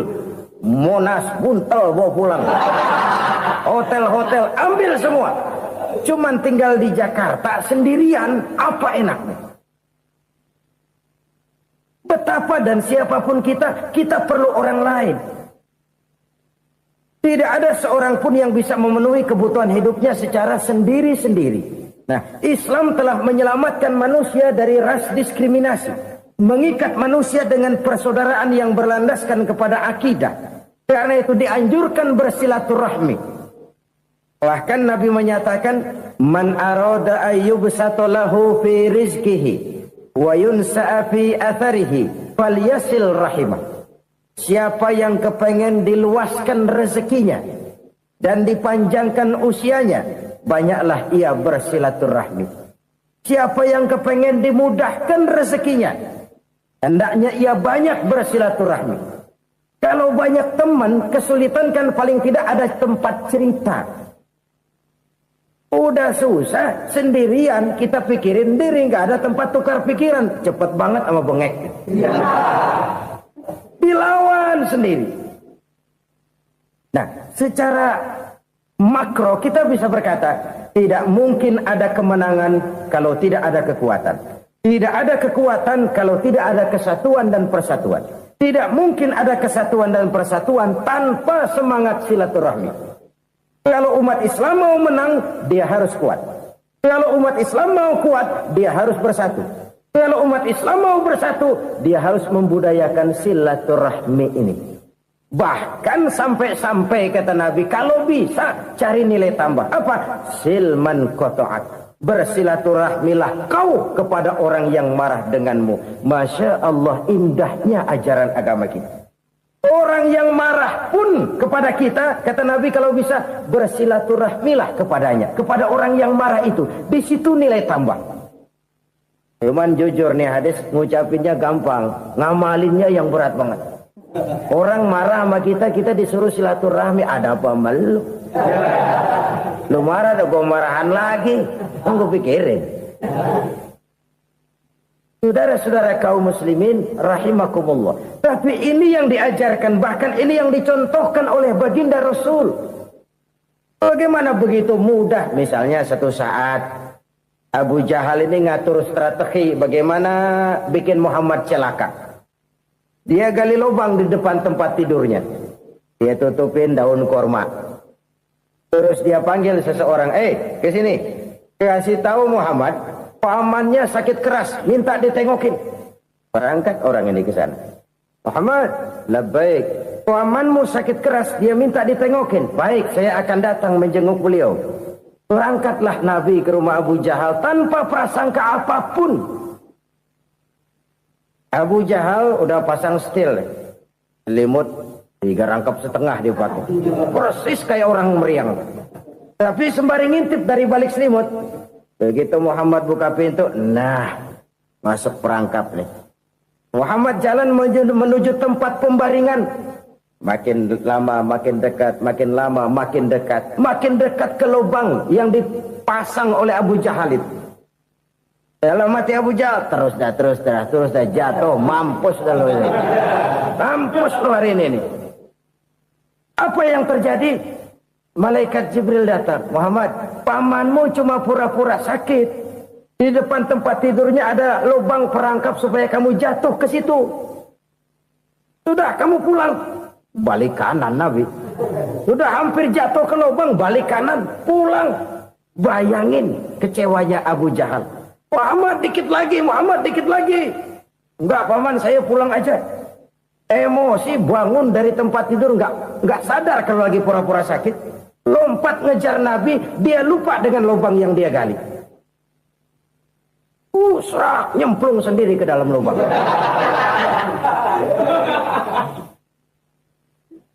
Nabi terus berlalu. Ini terjadi keanehan. Jatuh ke lubang yang dia gali itu sebenarnya nggak terlalu dalam ya. Antara 3-4 meteran lah. Tolong saya jatuh ke lubang ini. Datanglah pelayan-pelayannya itu. Angkat saya dari sini. Ngulurin tambang. Satu gulung, belum juga nyampe itu tambang. Kurang, beli lagi ke warung. Sambung, ulur lagi. Nggak juga bisa sampai. Wah ini kerjaan Muhammad ini. Tolong siapa salah seorang kamu ke rumah Muhammad, kasih tahu encangnya kecebur. Minta ditolongin. Sampaikan kepada Rasul. Kenapa? Pamanmu jatuh ke lubang, Muhammad minta tolong diangkatin. Tambang udah nyambung-nyambung nggak nyampe juga. Ya nanti saya datang saya tolong. Coba. Nyata-nyata orang berniat jahat mau mencelakakan dia. Datang dia menolong. Ini yang disebut air tuba dibalas air susu ya ini. Bukan sebaliknya. Air tuba dibalas air susu. Paman, kecebur ya? Iya Muhammad, tolong ini. Pegang tangan saya. Nabi ulurkan tangannya. Nyampe. Dipegang oleh Abu Jahal. Diangkat ke atas. Sampai atas. Apa kata Abu Jahal? Sihirmu memang hebat Muhammad. Udah ditolongin dikata sihir. Yang enak kita kemplang kan itu orang begitu. Urusan apa? Tapi inilah akhlak. Kalau bisa kamu bersilaturahmilah dengan orang yang marah kepadamu sekalipun. Orang marah kita tetap baik. Kalau kita berbuat baik sama orang yang memang baik, rasanya sih biasa-biasa aja. Orang baik kita baik lagi, ya draw aja, belum ada nilai tambah di situ. Baru ada nilai tambah kalau kita bisa berbuat baik kepada orang yang nyakitin kita. Itu namanya kita setingkat di atas dia. Dia sakitin kita, kita berbuat baik sama dia. Dia pelit sama kita baik sama dia. Dia marahin kita deketin dia. Di situ kita punya nilai tambah. Jadi siapa yang ingin diluaskan rezekinya kata Nabi dan dipanjangkan umurnya, hendaklah ia banyak-banyak bersilaturahmi. Sederhana sebenarnya silaturahmi, tapi silaturahmi membangkitkan semangat kesatuan dan persatuan. Kesatuan dan persatuan melahirkan kekuatan. Dalam matematika 1 ditambah 1 pasti 2. Tapi di tengah masyarakat, 1 orang takut ditambah 1 orang takut, hasilnya jadi 2 orang setengah berani. Kenapa setengah berani? Karena udah berdua. Tadi pan takut sendirian. Kalau dia kumpul turu-turu takutlah jadi berani. Kita yang lemah, kita yang tidak berdaya, kita yang miskin, kalau mau kompak bersatu, apa yang nggak bisa kita kerjain? Apalagi tinggal di kota besar, pilihan cuma 2. Bertahan atau minggir. Bertahan atau minggir. Untuk bisa bertahan harus mampu bersaing. Untuk mampu bersaing harus punya keahlian. Keahlian harus ditunjang dengan pendidikan. Ditambah oleh kekompakan sebagai umat. Udah miskin mencar mulu orang injek kita. Orang nggak pandang urusan apa malu. Oleh karena itu silaturahmi pada hakikatnya merupakan roh dari ukhuwah yang diajarkan oleh agama kita. Bagaimana Islam menyelamatkan masyarakat manusia dari ras diskriminasi, mengikat manusia, dan tidak ada persaudaraan yang lebih indah selain persaudaraan yang diikat dengan nilai-nilai akidah. Sepanjang orang di jalan Allah, itulah saudara kita. Keluar dia dari jalan Allah, selesailah persaudaraan sampai di situ. Karena itu, kalau ingin menyimpan sesuatu di surga, banyaklah bersilaturahmi. Datang ke rumah ini, datang ke rumah itu, dan lain sebagainya. Itu simpanan kita di akhirat nanti. Ini yang ketiga. Saudara-saudara, yang keempat, perbendaharaan surga itu apa? Wa qawlu la hawla wa la quwwata illa billah. Ucapan la hawla wa la quwwata illa billah. Ibadah kan ada yang berat, modalnya besar. Bangun masjid berat, modalnya besar. Bangun rumah sakit berat, modalnya besar. Ada ibadah yang berat, tapi modalnya ringan. Misalnya puasa. Puasa itu berat, mengendalikan nafsu. Kalau sekedar nggak makan, nggak minum sih enteng. Mengendalikan nafsu. Itu jihad terbesar. Tapi kan modalnya ringan, cuma niat saja. Ini ibadah berat, modalnya ringan. Ada ibadah yang ringan, modalnya juga enteng. Seperti termasuk ucapan la haula wa la quwwata illa billah. Tanpa sadar, la haula wa la quwwata illa billah. Nyelengin tuh di surga. Nyelengin, kita nggak terasa. Nyelengin simpanan akhirat. La haula wa la quwwata illa billah. Nyimpan lagi. Kaget, la haula wa la quwwata illa billah, nyimpan lagi, banyak simpanan.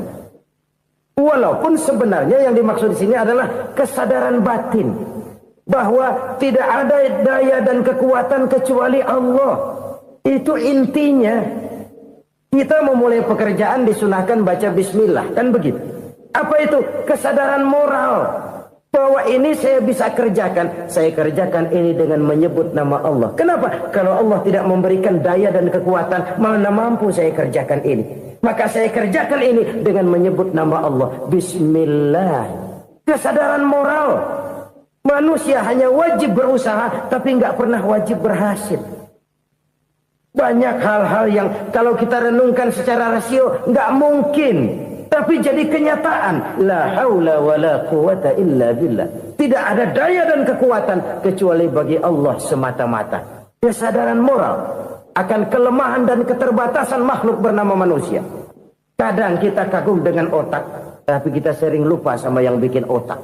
Padahal bagaimanapun hebatnya otak, yang bikin otak pasti lebih hebat dari otak. Nggak percaya? Silahkan otak-otakan. Inilah kecenderungan.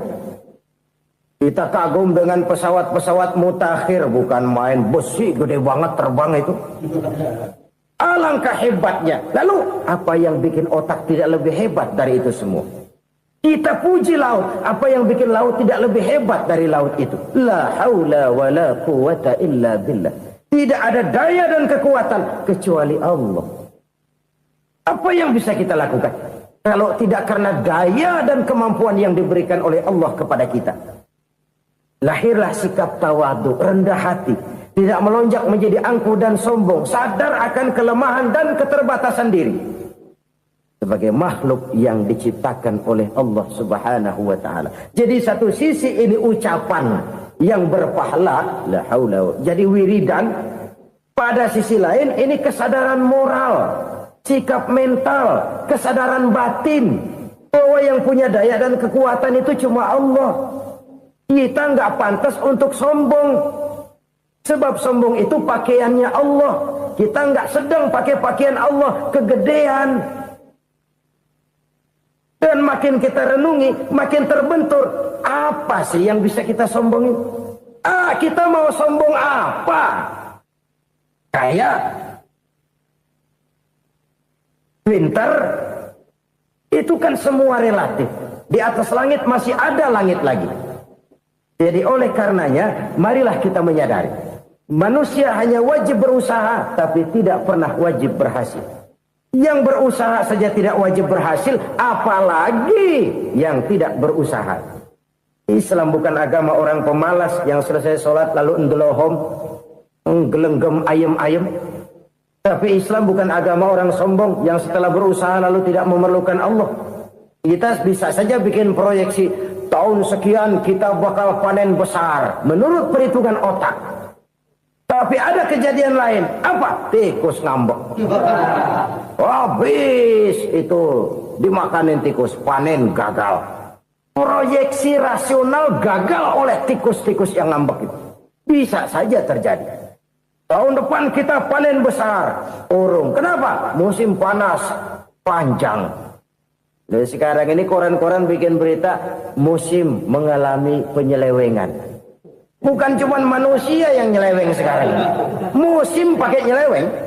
Mestinya kan musim hujan udah selesai. Masih hujan-hujan juga. Musim. Nah sekarang kita boleh bikin proyeksi. Kita bakal panen besar. Tahu-tahu musim panas panjang. Sawah retak, air kering. Cari teknokrat yang paling botak. Suruh pendekin tuh musim panas. La haula wa la quwata illa billah. Inilah kesadaran moral. Saudara, saya teringat satu saat ada seorang konglomerat. Umurnya ya kira-kira 70-an. Suatu saat dia ditanya oleh wartawan, "Pak, umur Bapak berapa sih?" "Ya paling 10 tahun." 10 tahun? 10 tahun? Anak Bapak berapa orang? Satu. Satu saja? Satu. Harta Bapak berapa? Ya paling-paling bangsa 7 juta kali. 7 juta? Iya. Pak, kenapa Bapak bohongi saya? Bapak punya buku biografi. Koran-koran, majalah-majalah banyak memuat cerita riwayat hidup Bapak. Saya tahu umur Bapak 70. Kenapa bilang cuma 7 tahun? Saya tahu anak Bapak 8. Kenapa cuma bilang 1? Saya tahu harta Bapak miliaran, mungkin triliunan. Pabrik di mana-mana, bank di mana-mana. Kenapa bilang uang Bapak cuma 7 juta? Nah, kata si konglomerat tadi, kamu benar nak, kamu benar. Umur saya kalau jumlahnya memang 70 nak. Cuman ingat-ingat saya, baru 7 tahun terakhir ini saya sujud. Baru 7 tahun terakhir ini saya berusaha dekat dengan Allah. Saya laksanakan perintahnya, saya jauhi larangannya. 7 tahun inilah rasanya yang ada nilainya di hadapan Allah. Yang 63 tahun matong, kelabu, kelem umur gue. Habis untuk maksiat, untuk munkarat. Maka ketika ditanya tadi, umur saya 7 tahun itu. Oh begitu Pak. Oh iya. Lalu anak Pak. Anak Bapak kan 8. Kenapa bilang cuma 1? Nah, kalau jumlah hitungannya memang anak saya 8.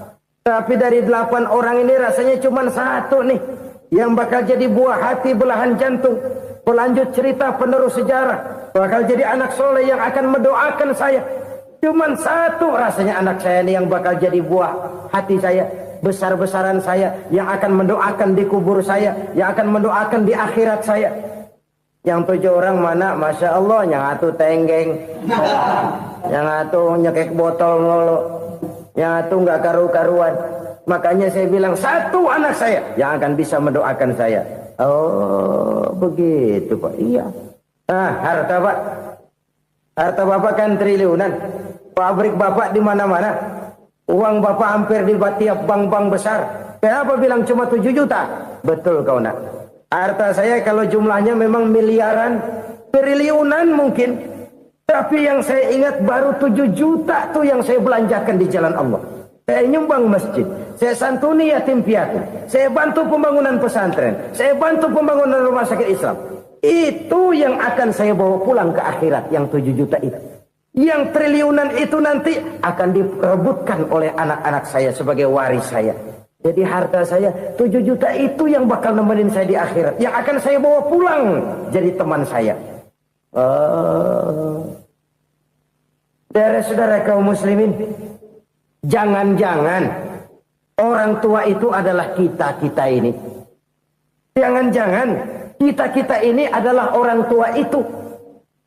Jangan-jangan itu potret dari diri kita masing-masing. Dari sekian umur yang diberikan Allah, berapa tahun yang ada nilainya di hadapan Allah? Dari sekian anak-anak yang merupakan amanah, berapa yang akan mendoakan kita sebagai orang tuanya menjadi anak soleh? Dari sekian banyak harta yang diberikan Allah, berapa yang akan kita bawa pulang menghadapnya nanti, yang kita belanjakan di jalan Allah? Ini sebuah potret kehidupan. Karena itu kita kembali kepada la haula wa la quwwata illa billah. Kita wajib berusaha, kita wajib berikhtiar. Selebihnya segala daya dan kekuatan hanya milik Allah saja semata-mata. Satu kesadaran batin dari setiap pribadi muslim. Setelah ia berusaha dan berikhtiar, ia menyerahkannya kepada Allah Subhanahu wa ta'ala. Jadi satu sisi ini merupakan wiridan ucapan yang mengandung pahala. Pada sisi lain ini merupakan sikap batin dari seorang muslim di dalam ia menghadapi realitas kehidupan ini. Saudara-saudara kaum muslimin rahimakumullah. Kalau ini kita jadikan satu basis kehidupan, maka ini akan menyelamatkan manusia dari kemungkinan tergelincir menjadi orang yang lupa diri dan lupa daratan.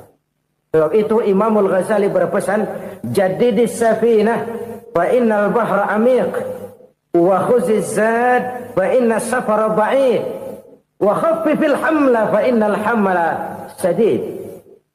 Perbarui selalu kapalmu karena lautan sangat dalam.